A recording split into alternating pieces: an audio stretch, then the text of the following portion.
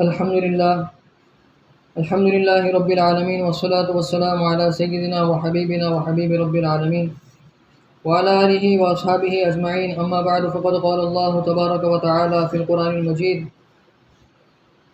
इन यकूनु फ़ुक़रा युग़निहिमुल्लाहु मिन फ़ज़लिहि सदक़ल्लाहुल अज़ीम व क़ाला अन्नबिय्यु सल्लल्लाहु अलैहि वसल्लम अन्निकाहु मिन सुन्नती औ कमा क़ाला अलैहि सलातु वस्सलाम। आज की जो हमारी गुफ्तगू है उसका उन्वान ये है कि शादी न होने की वजूहात क्या है। बहुत सारी वजूहात की बिना पर शादी नहीं हो पाती, तो वो वजूहात क्या है और उसका हल क्या है। वरना अगर हम ऐसे ही उन वजूहात को लेके बैठते रहेंगे और शादी नहीं करेंगे तो ख़तरा ये है कि ज़िना में मुब्तला हो जाए, क्योंकि आज ज़िना बहुत आसान है और निकाह बहुत मुश्किल हो चुका है। तो सबसे पहली वजह है कि माली कमज़ोरी। मुआशरे में माली कमज़ोरी को एक धब्बा और दाग समझा जाता है।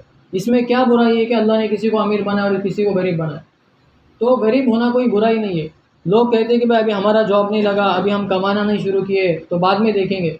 तो मेरे भाइयों, अगर आपका मुकद्दर इस तरह लिखा हो कि आप शादी के बाद आपको जॉब लगेंगी, तो क्या करेंगे?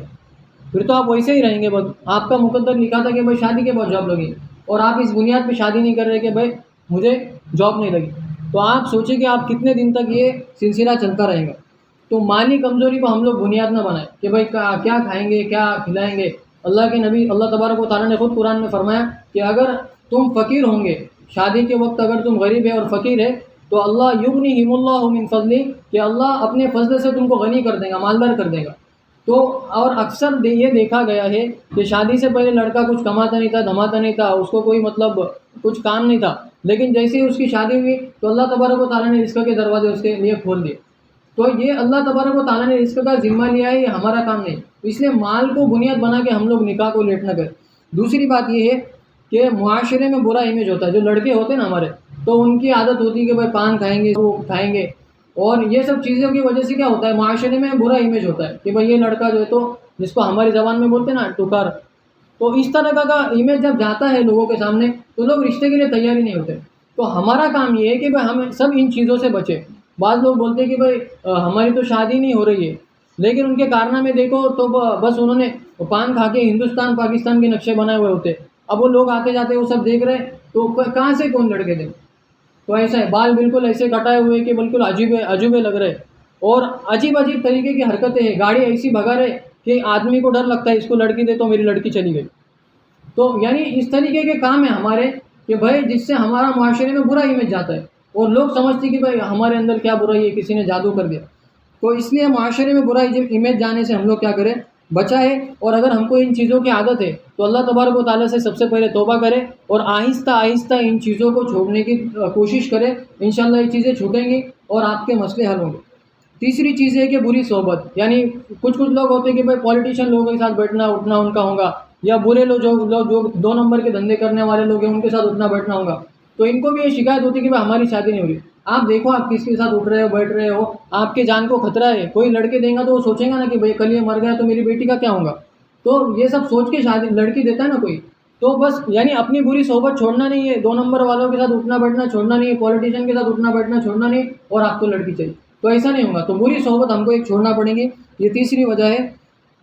और पांचवी वजह, हमारे यहाँ पर मकान को बहुत ज़्यादा अहमियत दी जाती है कि भाई रहने के लिए घर नहीं है, रहने के लिए घर नहीं है, रहने के लिए घर नहीं है।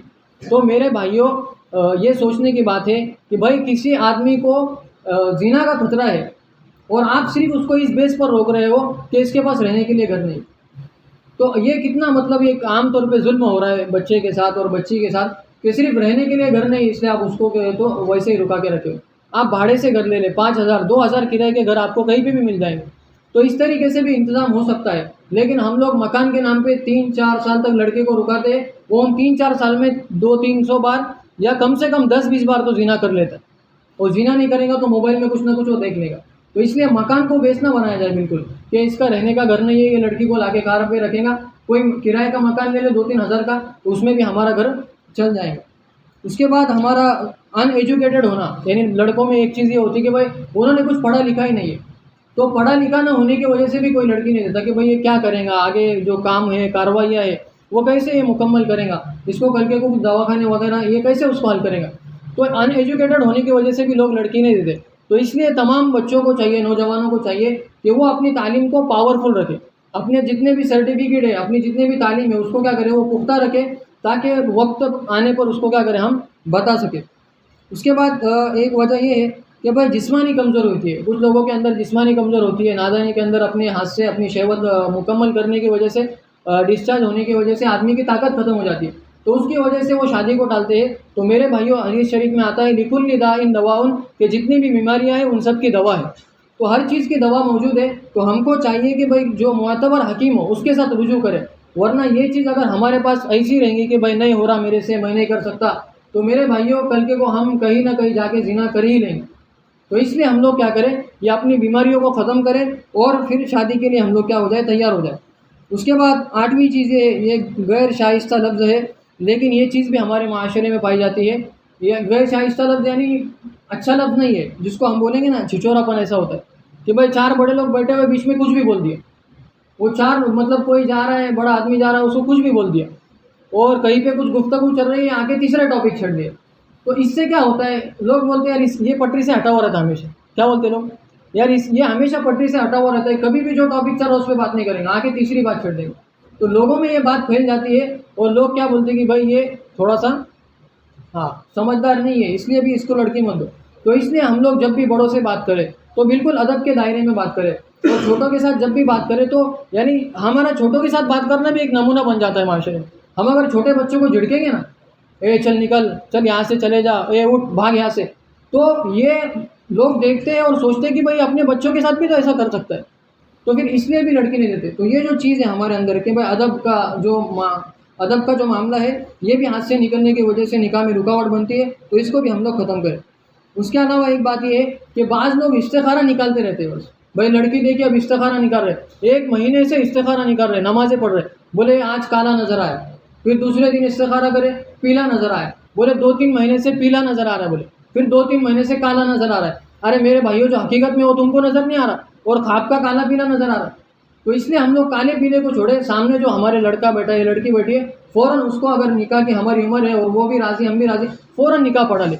ये काले पीले के चक्कर में कि मेरे इस्तिखारे में वो सही तरीके से निकल रहा नहीं, तो इसके चक्कर में ना पड़े। तो इस्तिखारा करना मतलब सुन्नत है, लेकिन इसके चक्कर में इतना ना पड़े कि भाई वो ज़िंदगी उम्र ही निकल गई इस्तिखारे में। उसके बाद 10वीं वजह ये है कि शर्माना। बाज़ लोग होते हैं उनके सामने मतलब शादी का टॉपिक छेड़ो तो वो शर्माते, बोलते ही नहीं खुल के।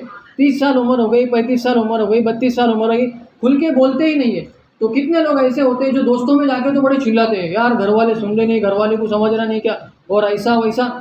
लेकिन असल बात ये होती है कि वो घर वालों के सामने नहीं बोलते। तो घर वालों के सामने बोलना असल बात है।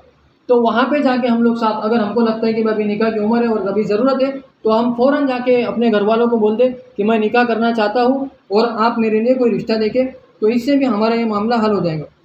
उसके अलावा एक वजह ये होती है कि वालिदैन कहते हैं कि अभी पढ़ाई चल रही, लेकिन मेरे भाइयों आप देखें कि 8वीं की बच्चियाँ हैं, 9वीं की बच्चियाँ हैं, 10वीं की बच्चियाँ हैं, उनके फिज़िकल रिलेशनशिप है, 8वीं 9वीं के बच्चों के फिज़िकल रिलेशनशिप है। तो आप इसका क्या जवाब देंगे? आप 12वीं 13वीं पढ़ा रहे, और कई लड़कियां तो ऐसी है कि पढ़ाई के चक्कर में वो गैरों के साथ चली गई। अभी परसों की खबर है, 29 तारीख की रिपोर्ट है कि शेवगांव में जो तालुका है वहाँ की एक लड़की चली गई। तो आप पढ़ाई के चक्कर में कब तक अपनी लड़कियों को रुका के रखेंगे? ये सोचने की बात है कि भाई पढ़ रही, पढ़ाई की उम्र है, पढ़ाई करने दो इसको। तो पढ़ाई के अंदर वो भी पढ़ाई हो रही, वो टॉपिक है ना जो मैरिज का, वो भी पढ़ रही है, तो गप्पे लगा रही है, और बिल्कुल उसका एक अजीब माहौल बन चुका है। हमको जैसे ही भनक लगे कि भाई इसके मोबाइल में कुछ गड़बड़ है या किसी और के साथ ये बातचीत कर रही है, तो हम फ़ौरन कड़ी और सख्त नज़र रखें, स्कूल से निकाल दे। भाई इज्जत का सवाल, स्कूल से निकाल दे। वो तालीम गई तेल लेने, तालीम किधर गई? तेल लेने गई। हम अपनी बच्चों की जान की हिफाजत करें, कल के को अगर वो भाग के जाएंगे तो आपकी बदनामी पूरे गाँव में होगी। तो तालीम को लेकर आप क्या करेंगे फिर? तो इसलिए बिल्कुल तालीम का बहाना न बनाए। अगर लड़की कहती कि वो मुझे वो लड़का पसंद है, तो उसकी फ़ौरन उसके साथ शादी करा दे, वरना कल के को वही काम गलत तरीके से होगा, आप कुछ नहीं कर सकेंगे। अगर स्टैम्प पेपर बन गया ना एक बार, तो आप कुछ भी नहीं कर सकते।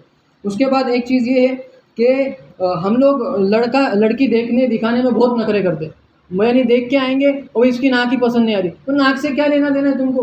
बाद में तो तुम उसको चेहरे को भी नहीं देखोगे, वो नाक लेके बैठे हुए। कुछ लोग बोलते कि भाई इसके गाल पे तिल है, बोले तो इसलिए निकाह नहीं कर रहे, और बाज़ लोग बोलते कि इसके पैर पे तिल है इसलिए निकाह नहीं कर रहे। तो ऐसी छोटी छोटी वजूहात, इसके बाल कम है, और ये ऐसा है, ये चल रही बराबर नहीं, और ये पानी देने का इसको तरीका ढंग नहीं आता।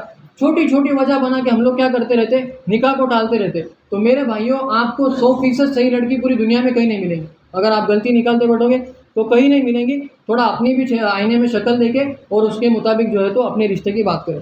उसके बाद 13वीं नंबर पर ये है, लड़कियों के जो निकाह में जो ये बात रुकावट बनती है वो ये लड़कियों का बाहर घूमना। लड़कियां जो ज़्यादा बाहर घूमती है ना, हम बोलते हैं कि भाई चाची के यहाँ जा रही, खाला के यहाँ जा रही और मामू के यहाँ पे जा रही और हमारा तो घर नज़दीक है। तो लड़कियां जितना बाहर घूमती है, इससे बुरा इमेज लोगों में जाता है कि भाई ये लड़की का बाहर कुछ ना कुछ मसला है, इसलिए ज़्यादा बाहर निकलती। तो इसलिए हम लोग हमारी जितनी भी जवान लड़कियाँ उन सबको घरों में रखें, उन सबको बाहर इधर उधर घूमने न दें। बाहर के काम मर्दों की जिम्मे वो मर्द करें। इसके अलावा एक वजह तो उस दिन बताई गई थी मोटापा।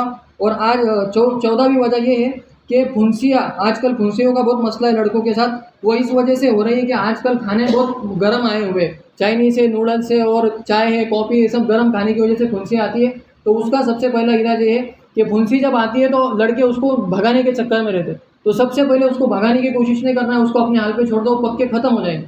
वरना अगर हम लोग उसको छेड़ते हैं तो जब वो फूटती है, तो फूटने के बाद जब उसमें से पॉइजन निकलता है तो वो जहाँ जहाँ पर फैलता है वहाँ पर फुंसियाँ वापस आती है, वहाँ पर फुंसियाँ वापस आती है। तो जितना हम लोग उसको फोड़ते रहेंगे वो फुंसियाँ वापस आते रहेंगे। तो इसलिए फुंसियों को अपनी हालत पे छोड़ दे। और तिब्बे नबवी में उसका एक इलाज ये बताया गया है कि हम लोग जो घोरपड़ होती है ना, जिसको बोलते कांटे कांटे होते हैं बाजू में, तो उसका जो है तो उसको छिलका वगैरह निकाल के उसका नहीं क्या लेप बनाए, लेप जैसा का छिलका निकाले बाजू से, उसको काटे होते वो निकाले और उसका लेप जो है तो अपने चेहरे पे लगाए। उससे भी इंशाल्लाह वो फुंसियाँ ख़त्म होंगी। अल्लाह तबारक व तआला जितनी भी हमारी रुकावटें उनको ख़त्म फरमाए और जो कहीं भी सुनी बातें और कही गई बातें उस पर अमल करने की तौफीक अता फरमाए। तमाम हज़रात के लिए खाने की दावत है, तमाम हज़रात खाना खाकर तशरीफ़ ले।